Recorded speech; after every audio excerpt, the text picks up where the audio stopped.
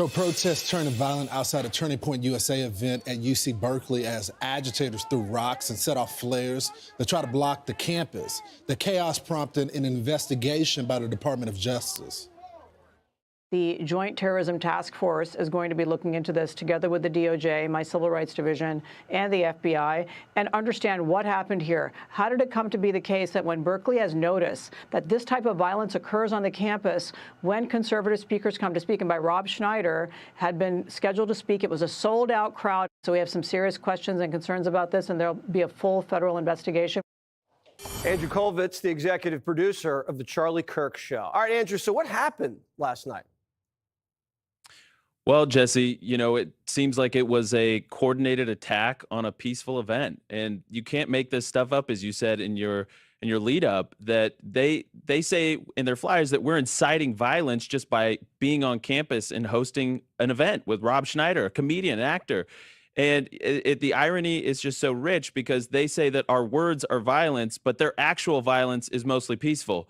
And so they cordoned off, the university put the free speech plaza right in front of the entrance. So, of course, all chaos broke out, and we were funneled into one entryway into this venue. And it took for that car backfire before the cops actually got into gear and actively engaged the crowd, these agitators, these far left Antifa thugs.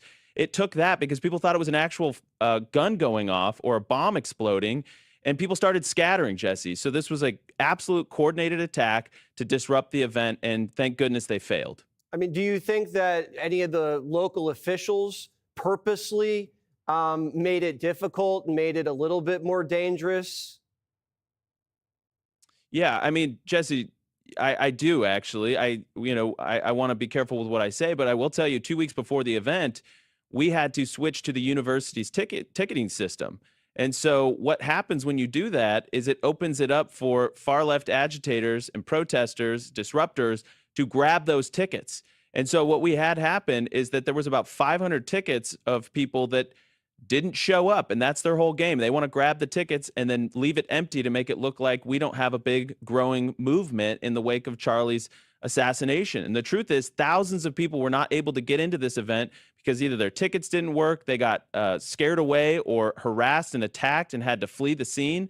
And the university's response was, it's not our job to fill your event. Well, we filled it anyways, but there was thousands more that wanted to be there and were unable to make it because of the shenanigans with the ticketing system. And we've had that at other universities. It's actually become a common ploy of, I think, left-wingers within the admins that want to disrupt our event, that don't want us to be there. Well, we've got news for them. We're not stopping. How about this guy, Jihad? Can you believe this guy's name is Jihad? What was he trying to, he was trying to snatch that guy's, what, his cross off his neck? Yeah, that's exactly what he was trying to do. This was a peaceful guy. We have video from well before this altercation took place. He was just out there with his Red Freedom shirts, and he kept saying, Jesus is Lord, Jesus is Lord. And they were agitating, they were attacking him, jeering, and he just remained peaceful until Jihad came up, grabbed his cross off his neck, and that poor gentleman went to go collect it, and the guy started attacking and assaulting him. And to his credit, he kept going. He wanted his cross back before the police. They obviously didn't know who started or what was going on. Both of them got cuffed. But ultimately, it was Jihad that is getting arrested, and he's getting charged, thankfully. All right. You guys feel safe? I mean, this is just, I mean, it's a couple months away from Charlie's assassination on a campus. You guys are doing your campus tour, and violence is already breaking out.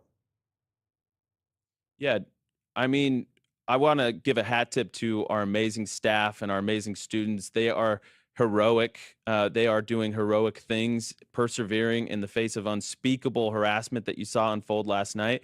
And do we feel safe? I mean, yes and no. Obviously, we have a lot of courage. We're doing this for Charlie. We're not stopping. We're not backing down. But, you know, I don't understand why local authorities, why the school is allowing these thugs to intimidate, harass, jeer, shout out our attendees and our students. It's absolutely unacceptable. More needs to be done, Jesse, because we know these people. We know what they're doing. They tell us in advance that they're going to be there. They're going to organize, and we know their tactics. And Antifa has been, you know, it's now a domestic terror group. And I think more needs to be done. So I'm grateful to Assistant AG Harmeet Dillon, who's stepping up, Attorney General Pam Bondi. They're all making statements. Good. We want to see action. We want to see these people be held accountable. Yeah, so do we.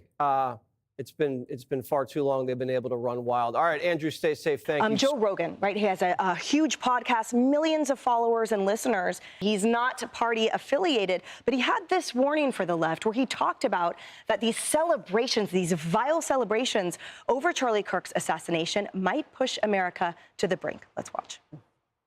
Charlie Kirk gets shot and people are celebrating. Like, whoa, whoa, whoa, whoa, whoa. You want people to die that you disagree with? Like, where are we right now on the scale of 1 to civil war? Where are we? Are we at 7? Because I thought we were at 5. I thought we were like 4 or 5. But after the Charlie Kirk thing, I'm like, oh, we might be like 7.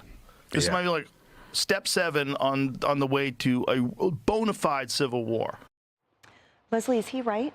No. And as a broadcaster, I think it's irresponsible to even put that out there.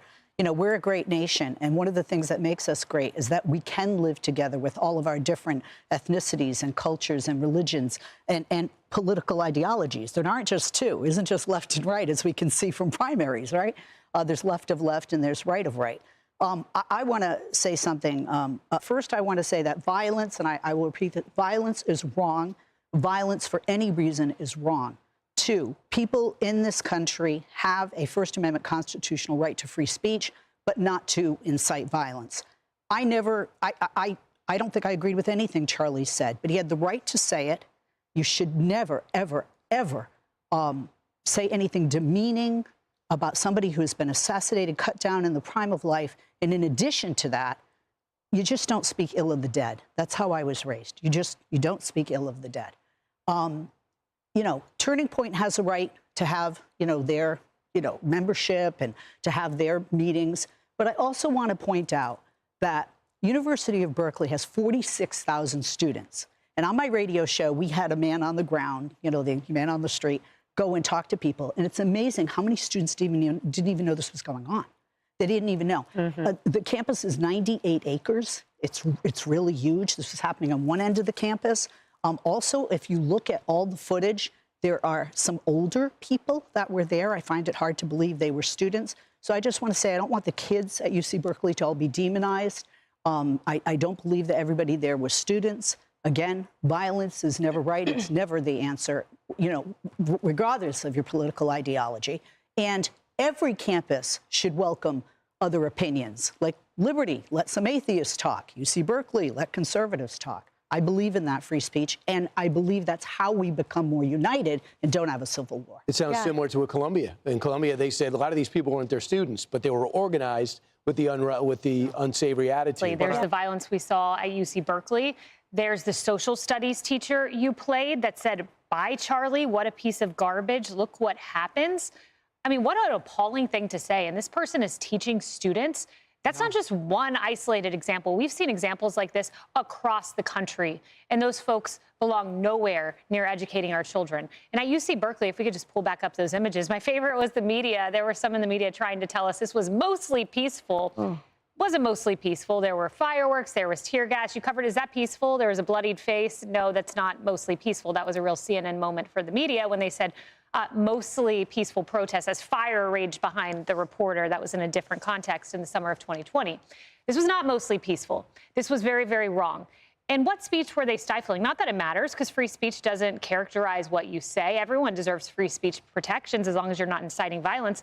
But the speech that they were objecting to was that of Frank Turek, who was one of the two speakers. Frank Turek, a pastor, he was one of the last people with Charlie on that day, stood on the stage and said, the Bible talks about the fact that testing produces patience, patience produces character, tribulation leads to hope, and it says all things work together for the good of those that love God. So that's the hateful speech to which they were protesting. I have Frank Turek joining me Saturday to talk about that moment as people tried to stop him from speaking and stop the people outside there. And I just want to end with Bill Maher. I never thought that I'd be someone who quotes Bill Maher frequently, but I want to because he has been very good on these issues.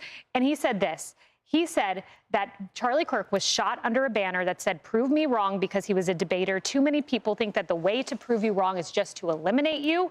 He said that is gross. And he says, "I have no use for you if you say those things. Good for Bill Maher once again for standing up for free speech. Good for you, Leslie, and I hope we hear that broadly. Yeah, and I don't want this to go unsaid, Leslie, which is that when you said you don't think you maybe agree with anything he said, maybe you and I can sit down and listen to things he said and we'll find some common ground, because there was a lot of love in what Charlie said.